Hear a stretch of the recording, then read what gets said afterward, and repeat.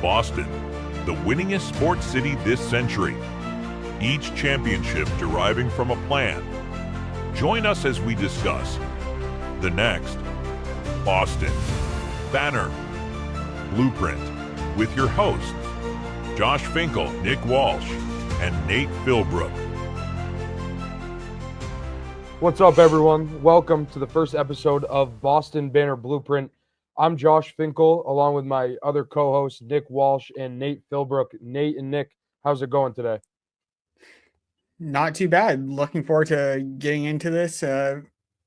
When you reached out to us and wanting to try to do this, it definitely was a way to jump off into the off-season moves, and we're always talking about the Sox and the rest of the team, so it was, why not go right behind a microphone and put our opinions out there for everyone else to hear? Exactly. Yeah, been excited about this all day. Looking forward to getting this thing rolling. This is the brainchild of a Christmas Eve text message thread in a completely unrelated group chat. And so looking forward to talking about some Boston sports and letting everybody know our thoughts and bringing the community of off-season talk to a new platform, trying to be a little bit unique in that way. Yeah, so I guess before we jump into talking Sox, we should probably tell our listeners and viewers a little bit about ourselves. So, Nick, you want to start? Anyone who knows me, I've been a sports fan basically since I could walk. I was the kid in elementary school who showed up to school every day in Red Sox gear, Patriots gear, any sort of sports jersey for New England. Always been that kid. Kind of really never outgrew it all these years later. Always talking about off-season moves, in-season moves, talking about the games left and right. So doing a show like this, it's kind of like that scene in Fever Pitch, if anyone out there has watched it, which I'm sure most people in New England have, that scene in the park where it's Drew Barrymore and Jimmy Fallon, and he's saying how him and his buddies go down to Florida each year for spring training and talk about players they should keep, which players they should get rid of. And Drew Barrymore's like, oh, the Red Sox really ask your opinion? And it's like, no, but if they did, we'd be ready. So I think this is a good way to do this about all four teams. All right, Nate, you go next. Deal. Yeah, so lifelong Boston sports fan, born and raised in New England before escaping the cold and moving down to North Carolina, but still repping my Boston sports pride down here. Just a heck of a lot warmer doing so. Worked in professional baseball for a couple of years with the Portland Sea Dogs, and so very intimately know the farm system of the Red Sox, and still enjoy talking to a lot of those guys. But this just brings things to a whole new level. And so back when I was working in baseball, it became a lot more of a job. And so this is marrying the two of having those conversations, getting to talk about it on a deeper level, and the interest there, but as well as just get to have fun and share good conversations that we're having already, right? If these are things that we're talking about, having a good time talking on Twitter with people or debating things, but just bringing it to a new platform and being able to talk about these things while it not feeling like a job. So looking forward to kicking this thing off and getting us rolling. Yeah, so I'm Fink. You guys know that, but our listeners don't. I've had an idea of starting a podcast for a while. I had a Red Sox one for a little bit. It didn't last long. It was a below average podcast. It had a couple episodes. So I wanted to see what we could do. So I texted Nate and Nick because I know they love New England sports just like I do. So I was like, what can we do to start a Red Sox podcast? And we decided on the idea of just covering the off seasons of all the four major Boston sports somewhere along the way. And then we had like four different names we liked, and we just kind of mashed them all together. And now we're here. But a little bit about me. I'm from northern New Hampshire. I've lived there my whole life. I'm a senior at Colby Sawyer College in New London, played baseball there. That's where I met producer Tony C. And that is where we stand today. That everybody knows a little bit about us. I say we get right into the Sox talk. Yeah, I agree. So I mean, there's a lot to unwind. There's been an off season of moves so far that we haven't talked about since we're just starting today. So I guess where the question is, where do you want to begin? I'd say probably the obvious and biggest one with the trade for Garrett Crochet. Like Yeah, that's been the biggest move of the offseason. I think that's the one that we were all got excited for when Jeff Passan's tweet uh, hit the notifications that the trade was going down, and to not have Roman Anthony or Campbell in that package was an even bigger bonus. yeah. And before we keep going, like I originally, when all the Crochet news was coming out that they might be interested, and it was even before the off season, it was trade deadline. It's been, I feel like it's almost been a year of the Red Sox interested in either a Scooble or a Crochet, and then obviously Scooble wins the Cy Young, so you're not gonna try and go put a package together to get him. In my own head, I always thought it was gonna take one of Campbell or Anthony, so I was immediately out. And there was other concerns I had too, but I mean, Will Merlone said it best on the Section 10 podcast. He's a pig, and that's what they needed. So where I stand today, I'm very happy with the trade. They didn't get rid of Meyer, Campbell, or Anthony, so I'm thrilled with how things ended up. Yeah, and And if you for think those that back don't know, to like Chaim Bloom's big knock was that he couldn't pull the trigger and get that big deal across the finish line, right? And so last year, in his first year as president of baseball ops, Craig Breslow, he had an up and down offseason, I'd say. Nothing too splashy, but certainly improved the roster from one year to the next.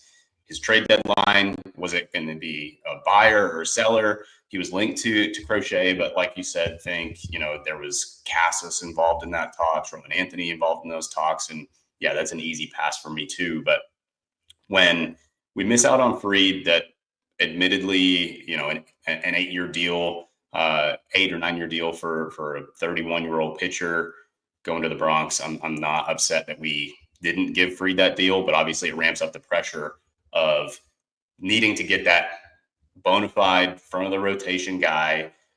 Would love for him to be a little bit younger, which Crochet certainly is entering his age 25 season. But when we miss out on Fried, it certainly ramps up the pressure of like, okay, we have to get a little bit uncomfortable. And that's something they've been talking about all offseason. You got to get a little bit uncomfortable. It's like, well, you got to show us, right? Talk is cheap. But they actually showed us they involved one of those big three prospects in Kyle Teal. And they also got Brady Montgomery that, when they were coming out of this draft season last year, Brady Montgomery was kind of the talk of the town in the sense of this is a guy that never should have been there in the middle of the first round when the Sox were picking. He was a toolsy guy. He led his team in the College World Series. And I know that at least from everything that I heard leading up to the Crochet news and coming out of the Crochet news is it was one or the other. It was either Brady Montgomery or it was Kyle Teal. And so that's where talks really stalled out. Breslow hadn't really given a whole lot extra. And then it was that morning that he ultimately sent the text to Chris Getz over in Chicago and said, yeah, you can have both.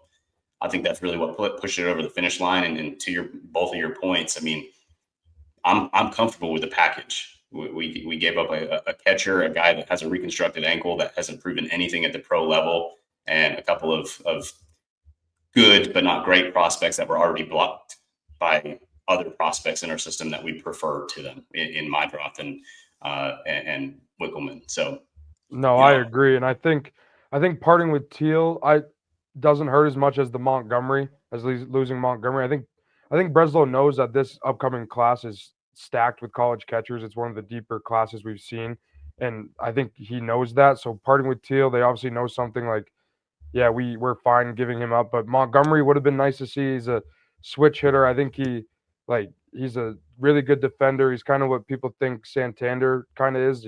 Santander's just a bat though, but obviously it's too early to tell about that because he hasn't played because he's been hurt. But I'm happy with the package. So yeah, and my thing with Teal is I'm on record of saying in the past that I would have preferred to keep Teal out of the big three. But then getting to think about more, it's the position value. It's the Red Sox have won a World Series with Jared Saltalamacchia, if I can talk today, and David Ross as their backstop, and Yeah. Christian Vasquez as their backstop in 2018. And it's like you can get away with a championship level core without having a premier bat behind the plate.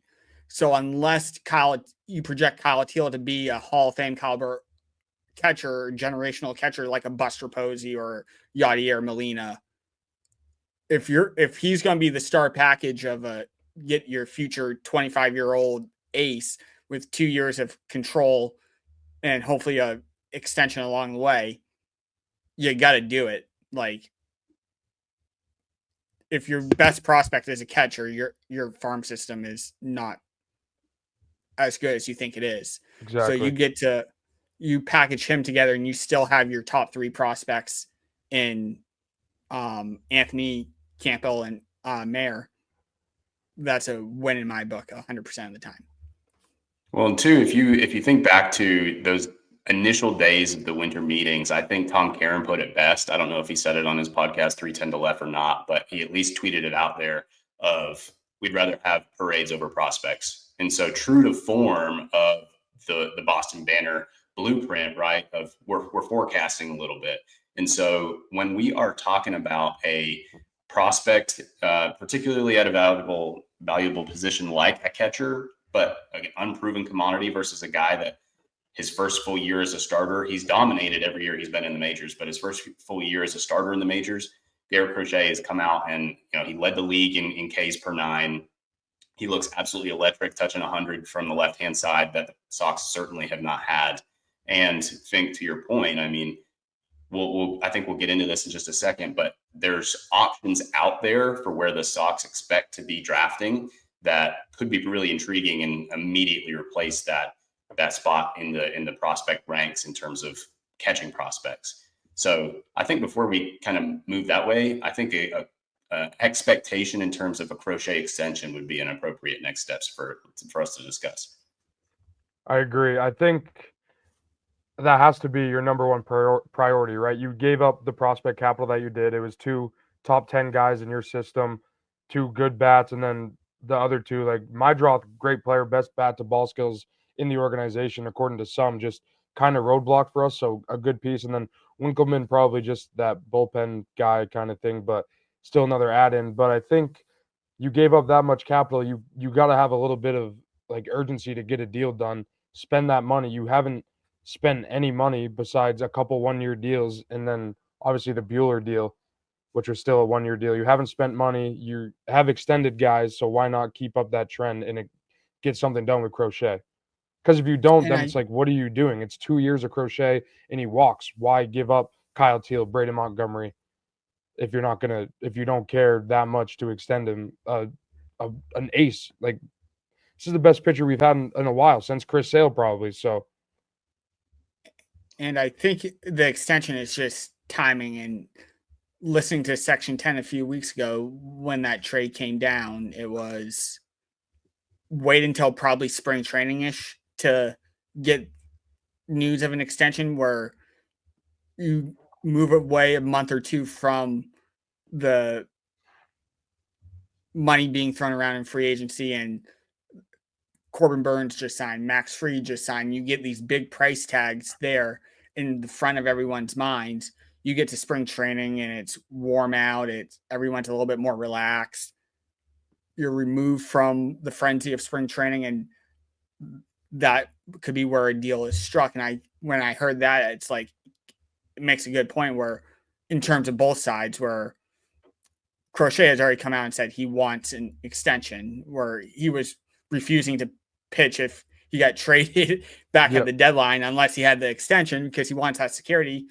And it helps the Sox there, because then you're just that far removed from whatever the money value is in front of everyone's mind. So I would say, yes, it's a top priority, but not a priority where it should hinder the rest of your off season. No, agreed with that. My side of it is more the urgency now of, because say he was dominant last year, right? He breaks out even more this year. That price tag's only going up. Like, it's only going to keep going up. He's a 25-year-old bona fide stud, punches out batters like real aces do in the league. He's like top 4 in it, and that tag's only going to go up. So I think that's more of what I'm talking about. Not like it shouldn't hinder your offseason. You haven't done anything. You still have 27 million left to spend before that first luxury tax or whatever it is. So yeah, the CBT number. And so my question for you two is, are you guys comfortable giving Crochet a deal before he throws a pitch for the Red Sox? Number one. Yes. yes. Comfortable. Okay, me too. So we're on the same page there. And so ideally, at least in my head, ideally is we extend him for a 5-year deal with addition to a 5-year deal on top of the 2 that he already has. So we buy out his team control. We give him, a somewhat substantial raise over the next couple of years, but still a relatively cheap contract for what we're going to get. Right. And then we get 5 years and he actually that's where he makes his money. And so when we have that, 5-year extension, he's then re-entering free agency at 32. That seems attractive to him as a player. He's still going to be a marketable asset. We've seen what Corbin Burns and what Max Fried just got at 31 and 30 years old. And so I think that's the ideal time frame that I'm looking at. We're buying his prime years. We're getting a couple years with Yoshida's contract still in the books and Story's contract still in the books, that we get some reprieve over the next couple of years, but we still get that ace at the top of the rotation. No, I agree there. So before we move on to things, I just wanted to touch base on one thing that you talked about, and something that's a little bit close to home here in Raleigh is there's a kid down the street playing at Chapel Hill named Luke Stevenson. And so that's a name that I want to throw on Red Sox radar as a guy that mid-first round might be a pretty attractive option. He's an elite framer of the ball. He is a really good catch and throw guy from behind the plate. And he hit 285 and 14 bombs as a catcher in college last year. Not typically a position in which you see a ton of power from in the college ranks, but this is a guy that has been compared to the Henry Davises, even the Adley Rushmans coming out of college, and he's been a stud in the middle of the UNC baseball lineup. And so something that I think, if we're looking to replace that teal aspect in our prospect ranks, as Wong and Navarez is, we'll see how that ultimately works out, but. To be able to replace that long-term option, I think that Luke Stevenson in Chapel Hill might be a pretty intriguing option. Now I'll throw this right back at you, Nate, where when Breslow was hired, I think the quote was he wants a pipeline of pitching. They haven't developed a starting pitching prospect that's amounted to much probably since Buckles. So you're going back over a decade. I can't think of anyone off the top of my head of who else they've risen through the ranks. Obviously, Bayo's on the roster now, but that jury's still out. We thought he was going to take a jump this past year, which and even still, he was an international signee. He wasn't a draftee. True. So my thought process is, depending on who's available in their slot, do you go pitcher first round instead of catcher this time around? Well, I mean, obviously we're talking here in the beginning of January, and so we have a ways before the draft even is remotely a part of the conversation. So this is still early days, but I don't think you eliminate any position from your ideal draft scenario. I think that's ultimately what got us Garrett Crochet. Is we took the best player available that 2 years in a draft, two consecutive years in the draft really wasn't supposed to be available at our draft spot. Kyle Teal the year before, and then Braden Montgomery last year, obviously were the 2 prospects that headlined the Garrett Crochet deal. And they were not necessarily the biggest needs at the time, as pitching has been an issue in the prospect ranks for a while. And so by taking the best player available, I think sets your position group and your prospect player pipeline up significantly better and more attractive to other teams, right? Of we have a young core, we're going to need to be able to supplement that with veteran savvy players that is going to then lead us to a banner, to use our own moniker. And so I think that's silly for us at this point to pigeonhole ourselves into one position group. I was just throwing out there that if we're looking at that way, an early name that might make sense is Luke Stevenson. So I guess we can go a few different ways from here. We could talk about what we would like to see them do from here, and like our impressions of the team, of what they've done. We can go a couple different ways from here. So you guys share your thoughts. Well, I think we'd all be in agreement that we still need a right-handed bat in this lineup. That's the obvious one, with Bregman being the name that's been thrown around the most. And I think that's the obvious choice at this point of who's available and at what cost. But assuming, as the Sox have shown, that they kind of like to drag their feet a little bit in this regard, I'm going to throw out an idea that hasn't really been talked about. Like, yes, we still need a end of the bullpen arm, and the two best out there are Tanner Scott and Jeff Hoffman. Why don't you get both for the price of Bregman?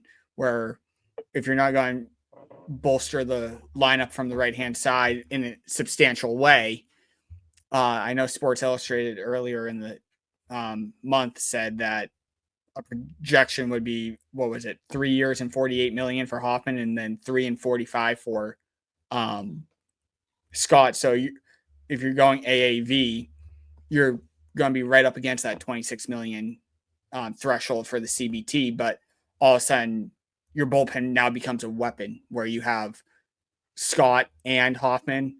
Plus, people keep forgetting that Liam Hendricks is coming back. I'm not. You're gonna have Garrett Whitlock in there. Chapman. Whitlock. Another You can say what offseason we move want. with- Yeah, you can say what we Aroldis want Chapman. about Chapman, but he still strikes out guys at a high level. He throws hard. We needed some fuel out of the pen, and now we have it with him. So, my only concern with signing both of those guys is that if you are signing both of those guys, we know that particularly elite closers or elite guys in the starting rotation or at the end of a bullpen, they're prideful guys, right? And so if you're signing them to a position of saying, we don't know if you're going to get to 6, 7, 8, 9, because we have so many guys that have proven to do it before. I don't know if that makes us an attractive destination in order to get them to sign a reasonable deal. Sure, if we want to drastically overpay, then money talks, but I don't necessarily see that both of them are attainable at this point. I think taking a quick step back, going back to the Bregman thing, personally for me, it's like we would need Bregman maybe 2 years max, not 5, 6, 7, however much they want to give him.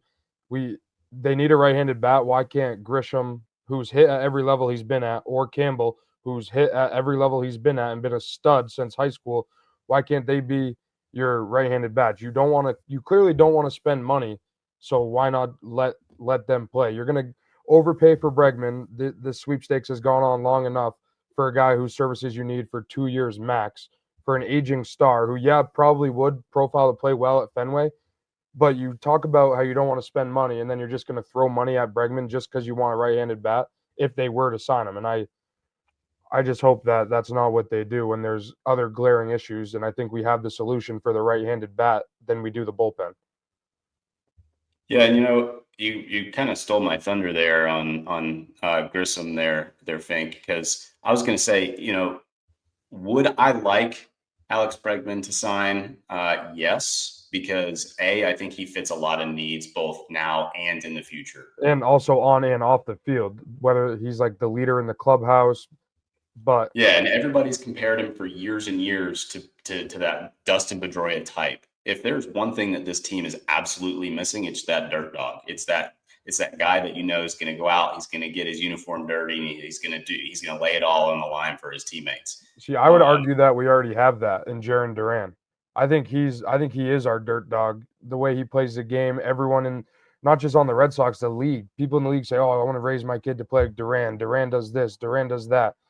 That's why, like, so 2 years ago we had Turner, and he kind of took over. Justin Turner, he took over the leadership role, and Duran, like, but you see this year Duran breaks out. There's no veterans on the team. It's kind of he becomes the leader. Like, obviously you got Raffy, but we all know Raffy doesn't care to be the leader. He just wants to hit home runs and eat ice cream.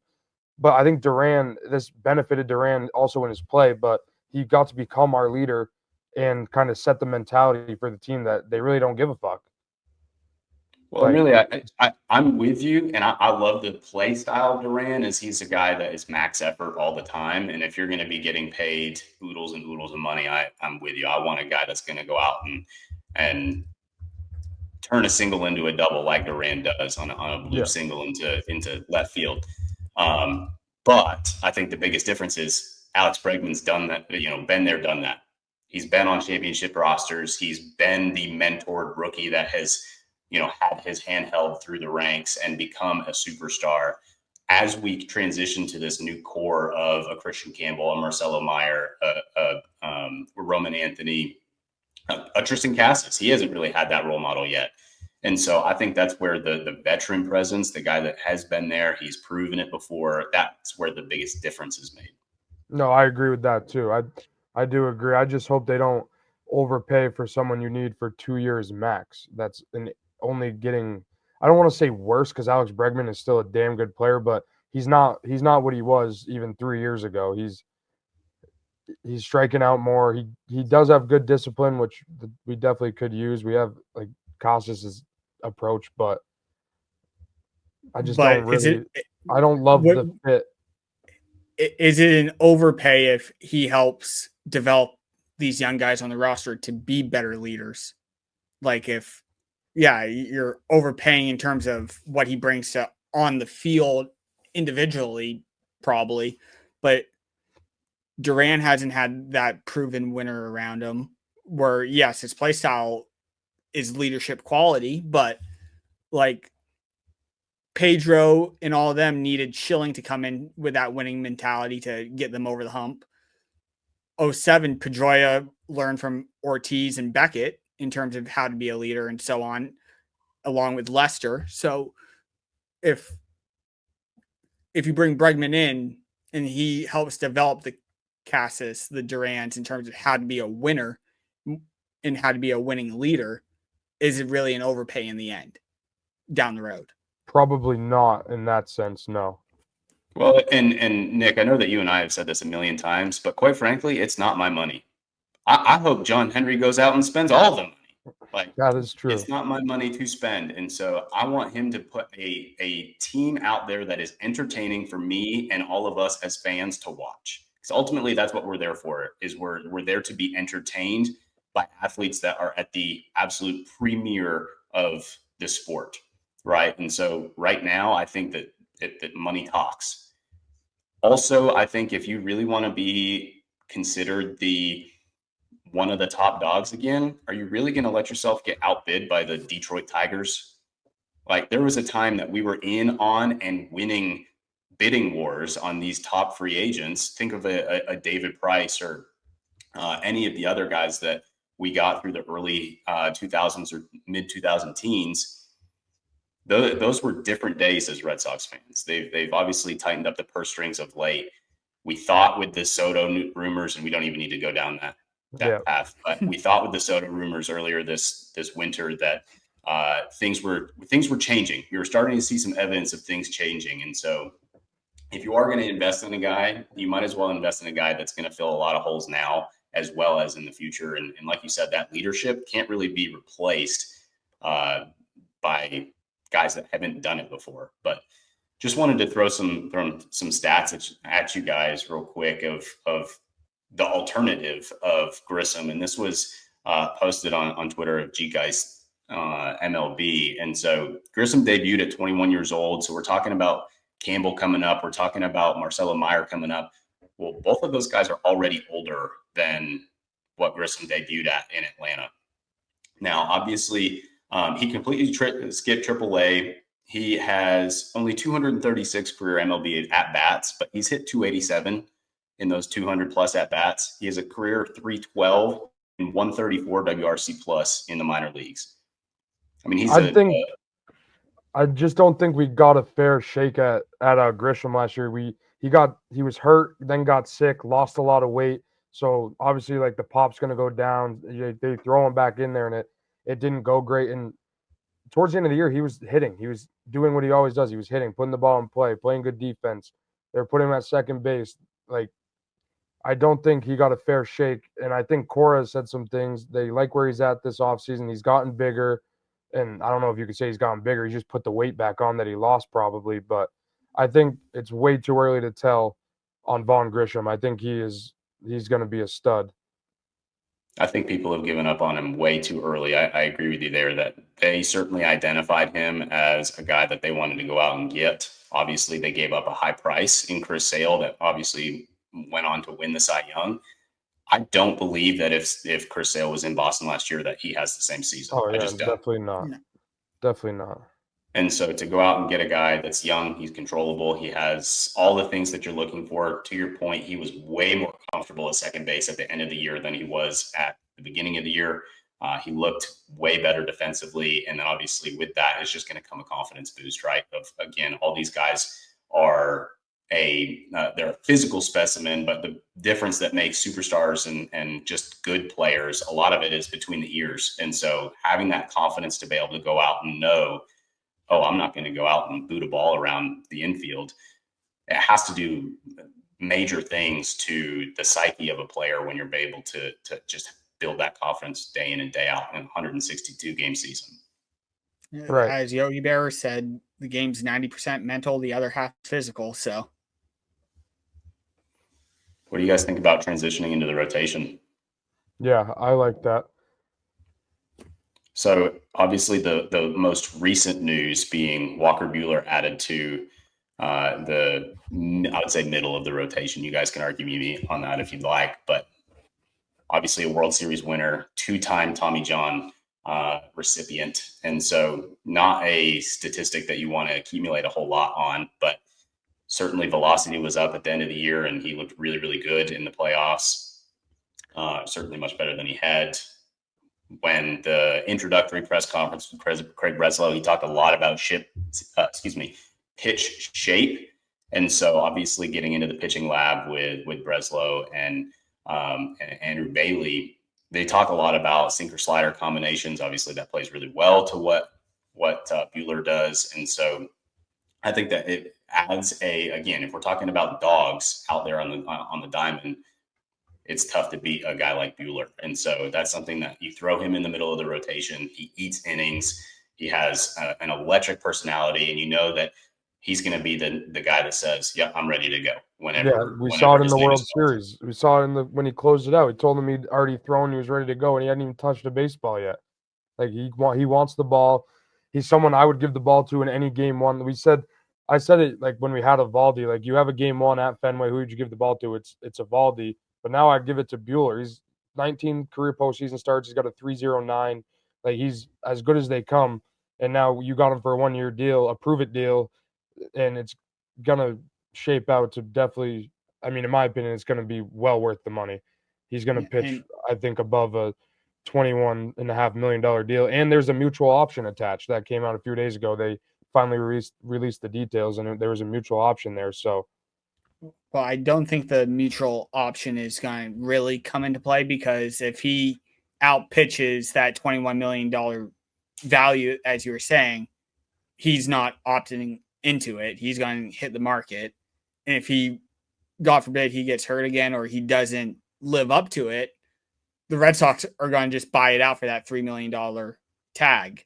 So that mutual option, I don't see it really coming into effect because no matter how the season goes for Buehler, one of the sides isn't going to bite on it.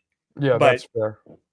And as we're talking about Buehler, everything that we were talking about Bregman, what he would bring in terms of a leadership, a winner into that lineup. Buehler does it for the rotation. Like I said, 2-time World Series winner. How he pitched last year in the postseason, like he's been there, he's done that, he's talked the talk, he's walked the walk. So to get him for basically the qualifying offer amount that you gave to Nick Pivetta, who turned down, so you get basically a pitcher back for what you were going to pay Pavetta. Yeah, a better pitcher, I would argue, probably. I mean, Pavetta, yeah. And to that point, I mean, if we're talking about leadership qualities, think about who Buehler's been surrounded by his entire career. I don't think there is a modern baseball better example than Clayton Kershaw. And so as we have all these young arms around him, we have a Garrett Crochet, we have a Tanner Houck, we have a Brian Bayo. What better guy to, again, kind of insert himself as a dominant presence in the clubhouse and say, look, guys, you guys have done okay to get to this point. Let's take it to another level. And let's prepare a different way. Let's get from where we are to where we want to be. And I don't think that there's been anybody in baseball of late that has proven that better than a Clayton Kershaw or the Dodgers organization. Quite frankly, they just seem to produce those guys over and over again. And so I think that the leadership qualities that Buehler brings to the table cannot be understated. I agree, and then I think the rotation. You go, Nick. I was going to say, how many innings do you think would make the deal worth it for Buehler? With coming off the Tommy John surgery, how many innings would you like to see him throw to make that 1-year prove-it deal worth it from the Sox standpoint? I think I'm going to let you answer first because I have my own idea there.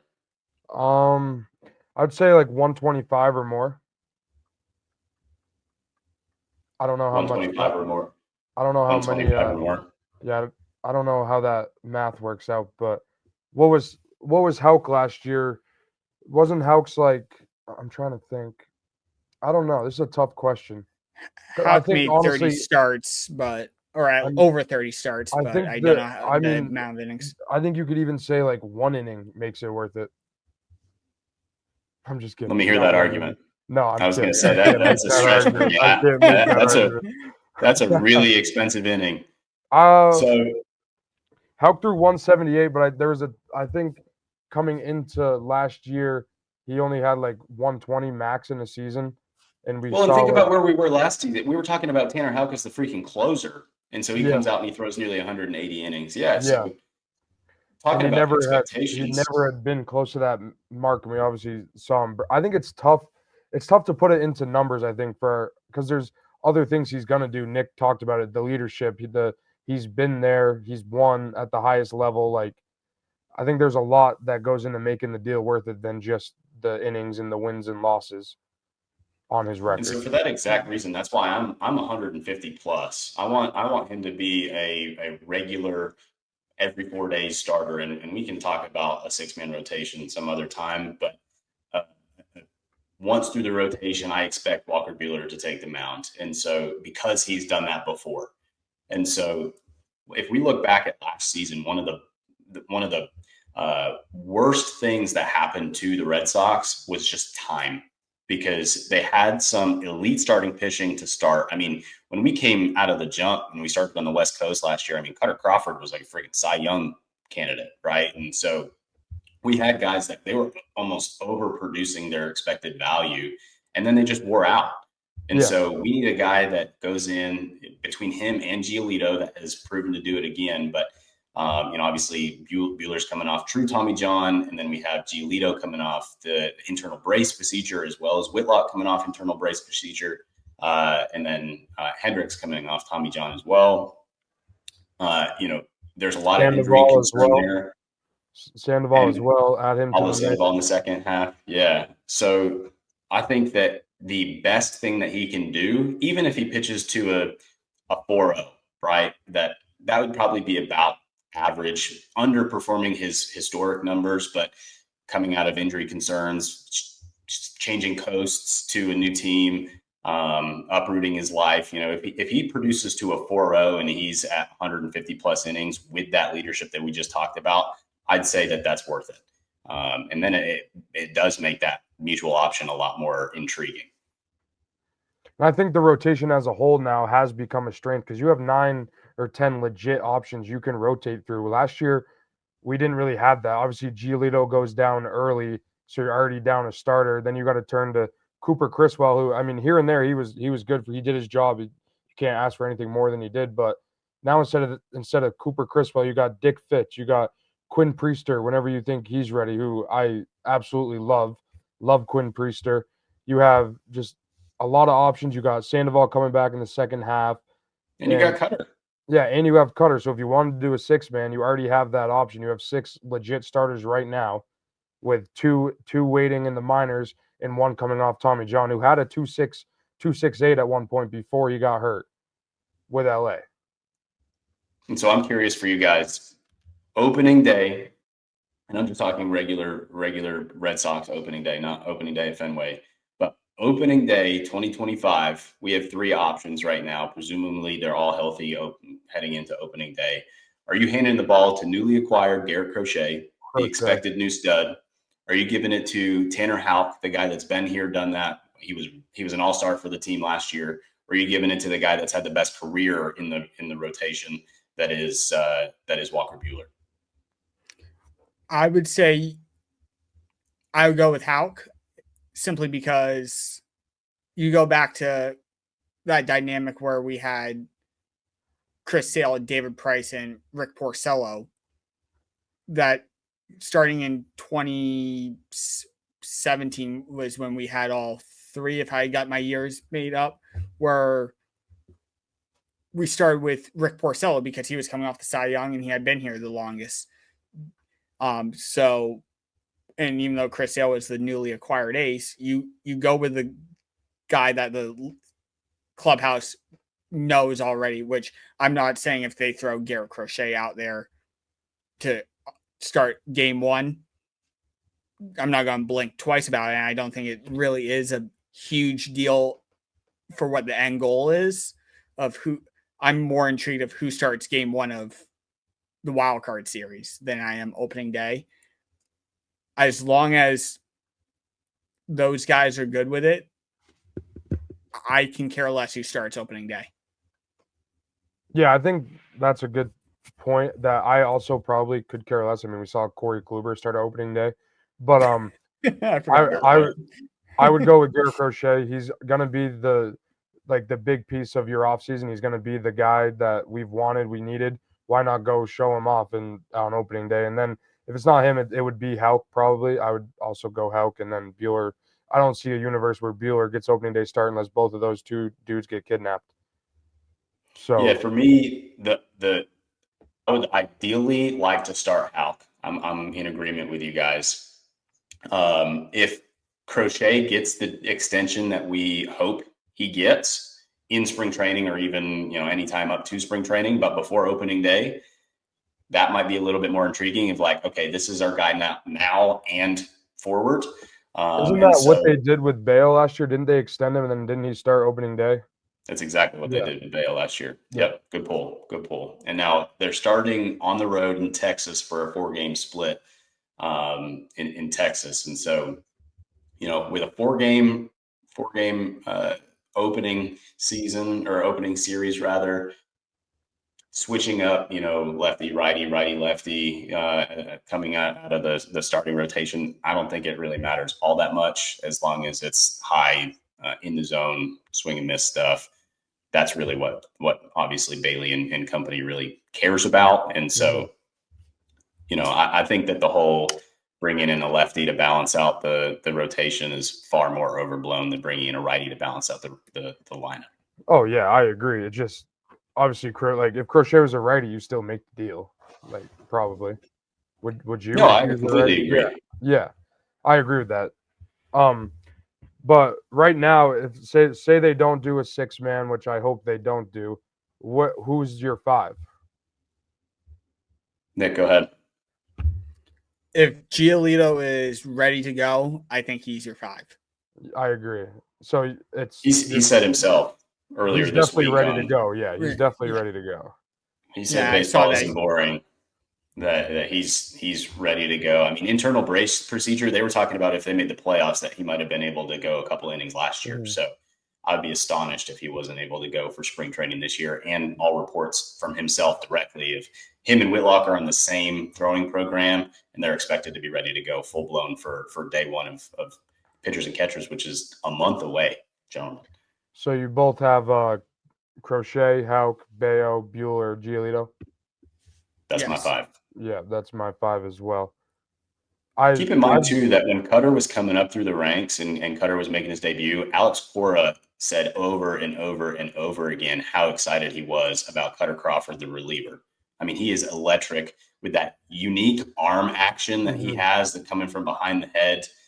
He hides the ball super well. Obviously, him and Giolito have a similar delivery in that way, but it's going to bring a whole different approach to those middle innings because we still have to eat those middle innings, right? Starters don't go 7, 8, 9 these days. If they go 5.5 innings, that's going to be great. 5 2/3, and then you're still going to need a guy that's going to eat innings in the middle. And I think not only Cutter, you'll have 2 guys. Whitlock did it his rookie year too. You'll have Whitlock and Cutter in there to eat up middle innings and then hand it off to Slayton, Hendricks, Chapman. If you get Scott or Hoffman, we haven't even talked about like what's his name, Guerrero, the guy that throws like 99 that they called up at the end of the year. You got him too if you want. Like you have a lot of options for the later innings. It is the question I think, and you hit it perfectly, Nate. Is what do you do in the middle?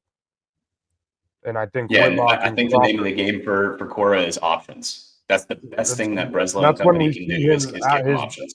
Cora at his best is when he has a ton of different ways he can go in the bullpen, when he can punch all these buttons, and we kind of question it during the game. We're like, what's he doing? But it normally works out for him, and I feel like he's one of the only guys that sometimes he doesn't get snake bitten by it per se, I guess. Like he knows how to manage a bullpen with a lot of options. Can we just take just a second and appreciate that this time last year we were at least personally, I was highly concerned that we were going to be watching the last year of Alex Cora as the manager of the Red Sox. And thankfully, that is not the case. And we get to just continue to watch him master the craft and be one of the best managers in baseball. I would say that was the more. Give Tony credit because he broke this news to me before Passan even had it. He texted me, he's like, Cora's about to get extended. And then 10 minutes later, Passan's like, Red Sox and Alex Cora are in agreement on a 3-year deal. So Tony's scoop shop is getting up and active soon. High praise for Tony. I was going to say the Cora news last year was probably the biggest surprise because didn't see it coming. And all of a sudden the news drops and it's like, whoa. I mean, people were linking him to go back with Dombrowski and Philly, and like I was really hoping that wasn't going to be the case, and luckily it wasn't, so we don't have to worry about that, and we have a premier manager, which is great. I love Alex Cora, so. And we're talking about depth too. I mean, one guy that we expected to make a major impact in last year's roster, at least we were hopeful, is Isaiah Campbell, right? And he's in the upper minors with options left. And then another guy coming off, Tommy John, kind of seems to be the theme with the team. But Michael Fulmer, that was once an elite player, rookie of the year candidate, and he is coming off Tommy John. I know that they're at least leaning towards stretching him out to be a starter, but obviously when you're a swingman like that, you kind of have to just be ready for when your number's called. So options. That's a place that this Red Sox roster and farm system is that last year's team was not. And that's the best thing that I think Breslow has been able to do. I agree. I think, you got to get through 162, you got to have more than just your 5 starters. And we saw it last year. Our guys got burnt out. You had dealt with injuries, and it was just a young rotation overall. We were having like 2 bullpen games a week, it seemed like. Yeah, like we were pretty much, it was brutal. And it was like that the year before too. But now you, like I've said it a couple times, you have 8, 9 legit, like maybe not legit is the best way to frame it, but you have 9 starting options that you can flip through whenever you need. Like we saw Dick Fitz last year at the end of the year, and he was great. He looked good. Yeah, that's what you would want if you need someone to make 2, 3 starts here and there in a season. What more can you ask for? I mean, Criswell did it, but I'm not trying to rely on Cooper Criswell that much anymore. So to date, who would you guys say on the Red Sox roster is the biggest winner of the offseason so far? Tristan Casas. Tristan Casas. Tell me what. because he's been in trade rumors the entire offseason, and he's going to have more fuel to really be who he wants to be. He hasn't got to show us his full potential yet. He's came up at the end of the year 2 years ago, didn't hit for a great average, hit some bombs, took cold deep. And then last year he obviously gets hurt, and he showed flashes, had the 3 home run game towards the end of the year. His approach is as good as it comes. You want someone in the box who will work the count, because there's no one telling you that you can only see 3 pitches before, like he could see 50 pitches before he does something, and that's what I love. I'd call him a poor man's Soto, only in the sense of his approach, that he is super picky. He's like an annoying kid that you're friends with, a picky eater. I just love Tristan Casas, and a little bit of motivation for this guy is going to take him out of this world. I think he's hit home runs in stadiums that only Barry Bonds has hit one in Oracle Park. Like, this dude is as good as they come. He's a moose, and he's going to steal 5+ bags this year, he says. So I just love Tristan Casas, and that's my take. I'll say for my answer, as of January 1st in 2025, where he's been in rumors and hasn't been traded yet. So the fact that he's still on the roster, but I know where you're. Oh, I already thought you were going to go Yoshida. Oh, no, I would say Abreu. He was in the running for AL Rookie of the Year. No, Abreu is my second favorite player, so I'm glad you said this.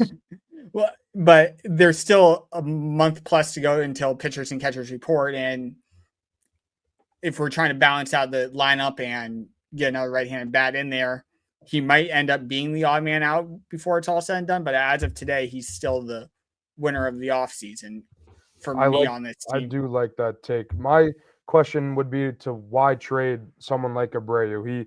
Cora preaches defense. They want to win games because of the way they field and defend. He just won a Gold Glove in the hardest right field in baseball as a rookie. Why would you get rid of someone like that? He wasn't even supposed to be the best player in that Vasquez deal. It was supposed to be Valdez. Obviously, that did not work out. But why get rid of someone like that? He's cheap, controllable. The bat is probably going to get better, and the defense is elite. We just saw it. That's just not someone. I don't know if you've seen him this offseason too, but he's gotten absolutely yoked. He's jacked. He is jacked. I would say, to answer that question, why I would give it up, it would be, tell me who's coming in. I'm not giving him up for nothing. But I think a few months ago we talked about this on Twitter, just back and forth. Like I said, I would not trade Abreu for anything really, which is probably an awful take. Like there probably is something to trade him for. It's just not someone I would look to trade when he just won a Gold Glove. He hit well, puts the ball in play. I would say, with them both being in rumors throughout the offseason, I'd be more willing to trade Abreu before I trade Casas. Yeah, that's a fair take. That's a fair take. Before the particularly with Roman Anthony coming. Yeah, that's fair. Bingo.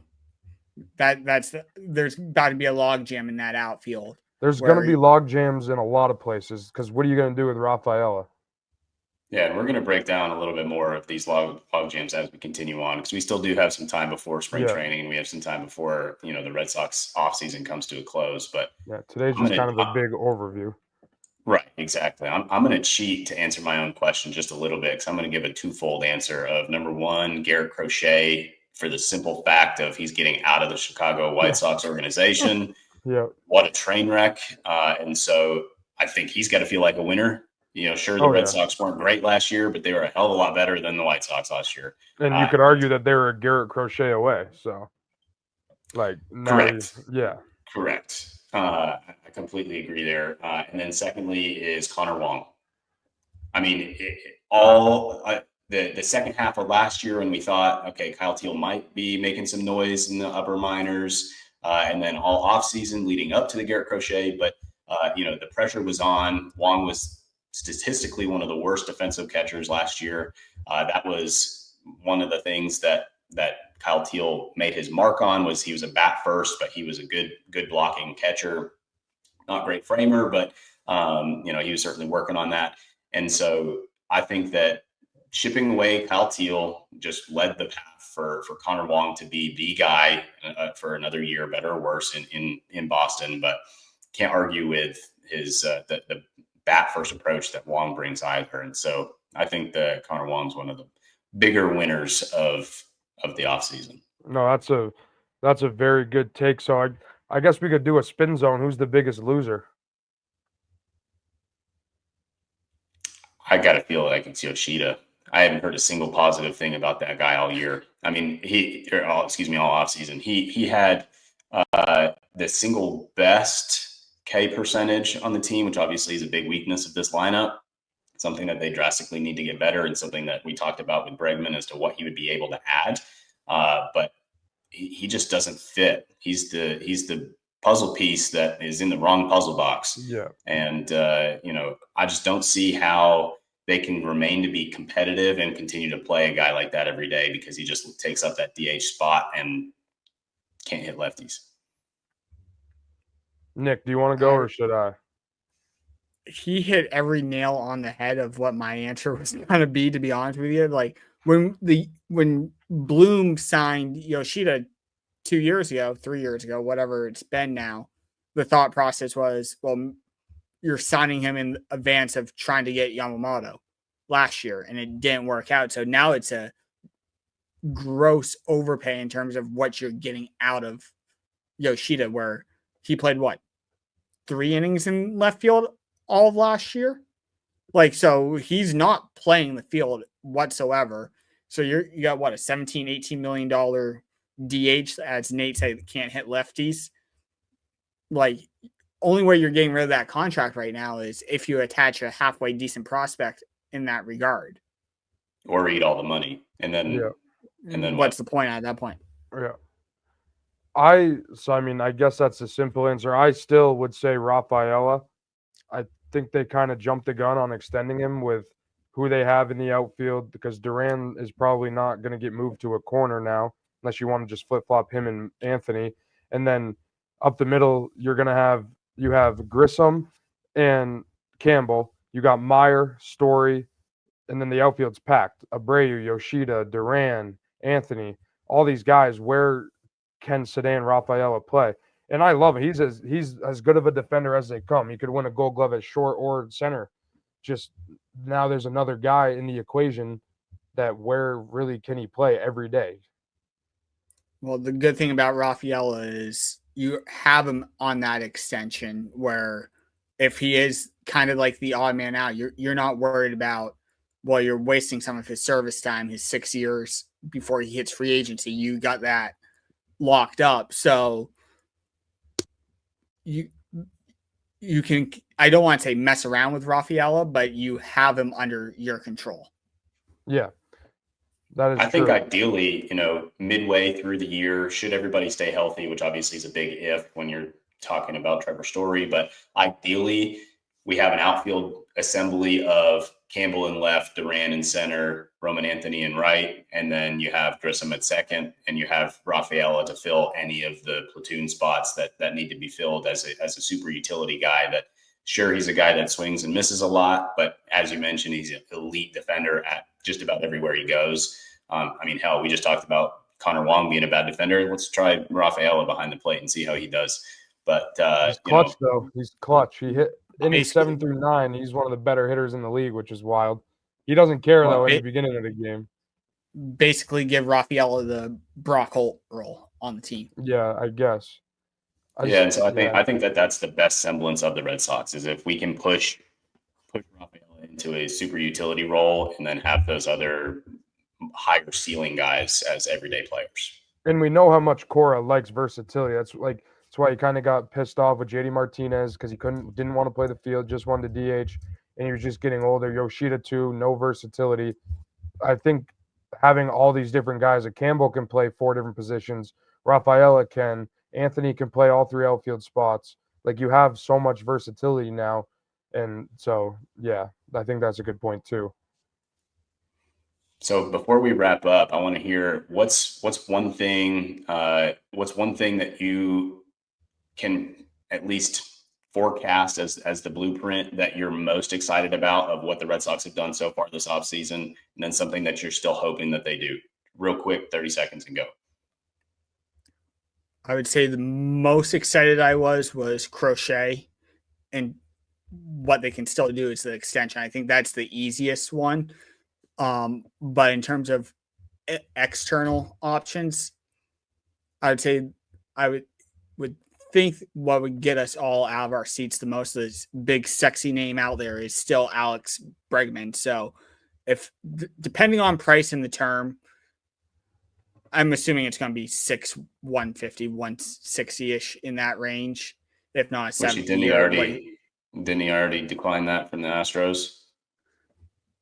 Yes. Good point. He declined 6 for 156 That's why from the Astros. I think it's going to be close to to 200, and I just don't want to pay that. Right. So that's what I'm saying. It depends on term and what the contract looks like. But are any of us in the moment when that tweet comes out, breaking news, Boston Red Sox and Alex Bregman have agreed to X amount of years and X amount of money, are any of us going to not be excited? No, I'd be excited. Yeah. It's not my money to spend. Yeah. Exactly. So I would say that would be the thing I would like to see the most, and that would be the most exciting thing for me. I think for me, I like the rotation and how it's gone from not necessarily a weakness, but a question mark to it's a group now. Like it is 9, 10 deep. It's interchangeable. It's a strength. And then what I would like to see them do is just add to the bullpen. I don't think you need to splurge on Alex Bregman. Strengthen up the back end of that bullpen and just let the chips fall where they may. I think right now you compete in the AL East with anyone. I don't think the Orioles are – I mean, the Orioles are still going to hit. They can't pitch, and the Yankees lost Soto. So I think it's wide open. Just strengthen up that bullpen. You don't need to splurge on Bregman. I'm with you there, Frank. That the most exciting thing for me is the path is clear for the kids to play. Right. I said it earlier this episode that I want to be, as a fan, I want to be entertained, and watching the young guys come up and turn into superstars, whether it is Grissom, whether it is Campbell, whether it is Roman Anthony, whether it is Marcelo Meyer, which we didn't even really talk about this episode, but all those guys, the path is relatively clear for them to come up and get some amount of time. I'm all for that. And the thing that I want them to do to close out the offseason and have it be a major success is sign Tanner Scott. So I'm gonna put a specific name on there. If we are still righty heavy in terms of rotation, I think a lefty heavy bullpen, again, coming from a different arm slot, coming from a different arsenal standpoint, I think that adds a lot of intra-game options for Cora, as we just talked about, is one of the things that he appreciates most, is just options. I agree. So before we get out of here, I think you should plug all of our socials so all of our loyal listeners can follow us there and get all the news and updates on when and where we're dropping. Yeah, I mean, you can follow us on X or Twitter, whatever you want to call it, at Boston Banner BP. We also have a YouTube called Boston Banner Blueprint, and we're working on getting an Instagram up. We have a Facebook. Nick, what's the tag there? It's literally Boston Banner Blueprint. It's the same exact name. All right, we make it pretty easy for you guys, so just find us there. We're tweeting a lot. We're trying to be pretty interactive on there, and we post our updates, when we're going to record, when we're going to have episodes out. And also follow at Tony C's with 4 Z's at the end. He's our producer. He'll have some behind-the-scenes content, stuff like that. And then looking forward, we're going to record hopefully again on Monday, talk some Patriots. And I think that is all for today. You guys have any closing thoughts? Yeah, I think on Monday, recording on Black Monday and on the NFL calendar, we'll know for sure if the Patriots lose again on Sunday, if they're in the number 1 pick slot, or we'll at least know where they're going to start off in the draft order before any trades or anything like that. And on Black Monday, we'll know if Mayo is still going to be the head coach of the New England Patriots going into 2025. Yeah, I think that, for all the positivity that we had in this episode talking about the direction of the Red Sox, I'm not as confident that it will be as positive next week about the Patriots, but I'm just as excited to talk about it, break it all down with you guys, and appreciate everybody listening this far. Yeah, and I'll tweet at us any questions you have that you want us to cover, anything like that. We hope to possibly start putting out mock drafts once the regular season's done, like maybe a weekly mock draft on our socials, and just update it as we go once we have more information, obviously. But until then, we will see you all on Monday. Thanks for watching. Thank you guys for turning into that first episode with us. Yeah, thanks for watching or listening wherever you may be getting this in. And that is it. Thank you.